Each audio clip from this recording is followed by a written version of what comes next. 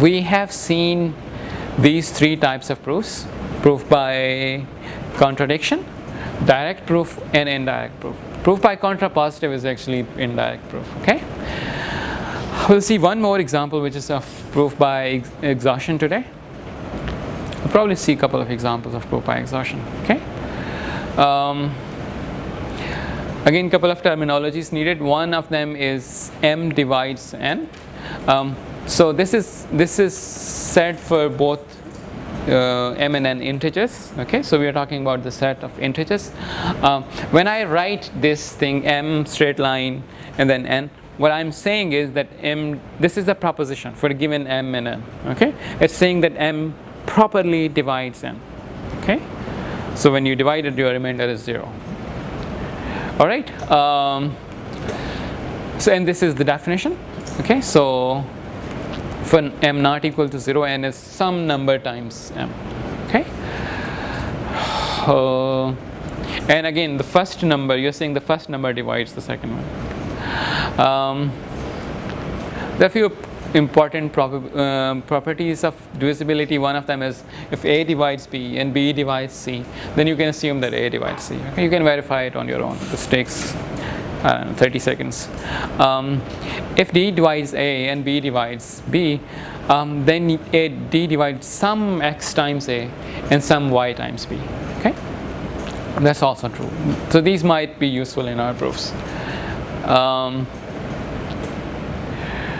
Here a couple of other definitions. Prime numbers, you guys already know what prime numbers is, but it says that for every positive integer M, M divides N. Oh, okay. So if M divides N, then M either must be 1 or it must be the number itself. Okay? So this is kind of our way of writing what a prime number is. Is this clear to everyone? We are writing the denominator first. We're writing the guy who divides the other guy first. Okay? So M divides N. This is how I'm reading it. Okay? Yeah. So if M divides N, then we are saying that M must be either 1 or it must be the number itself. Okay. Composite is kind of the opposite of this. If N is a composite number, if and only if N is more than 1, there is an integer between M and N that divides. Sorry, 1 and N that divides N. Okay. Parity says whether a number is odd or even. Okay, so we'll use the word parity to say that these two numbers have the same parity. What I would mean is that these are either both even or these are both odd. Okay, same parity, this is what same parity means, and opposite parity means one of them is odd and the other one is even. Alright, exhaustive proofs may, or proof by case analysis may, what you do is you divide what you need to prove into multiple parts. Okay, and then you prove it case by case. Okay, so for example, if you want to prove whether 289 is prime or not, you assume that 289 is, oh, how would you prove it? Sorry. So I want to prove that 289 is, for example, prime. How would I go about proving that it's a prime number? It's not, by the way, but if I want to, how would I go about proving that 289 is? 289 is divided by 1 and 289 is divided by 289. That does not prove that it's prime. Let me go back to the definition of prime before. That's why I put the definitions here. See, what does this thing is saying? It's saying that for any arbitrary element that divides n, if n is a prime, you cannot have that number 1 other than 1 and the number itself. Okay, but if it is 1 and the number itself divides your number, it does not mean that that number is a prime number. Okay, that would be the converse of your statement. Okay, It is divided by 3. sorry, what? It is divided by 3. What's divided by 3? 289. 289 is not divided by 3. 289 is not divided by 3. 17.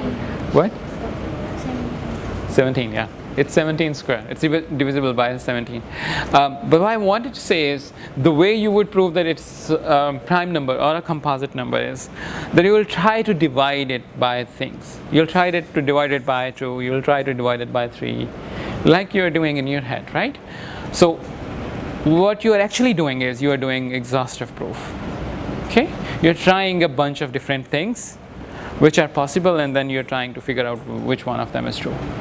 Okay, so if this was a prime number and you wanted to prove that it's prime, what you're doing is you're showing that it's not divisible by 2, it's not divisible by 3, it's not divisible by 4, and keep on doing it until the last number is 288.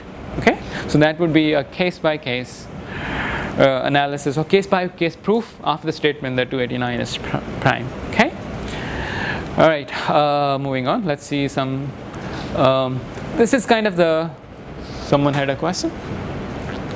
This is kind of the statement that we prove using case by case analysis, right? So we take so P is a statement and Q is a statement. You want to prove P then Q. You prove this by taking different values of P, okay? P1, P2, P3 and Pn.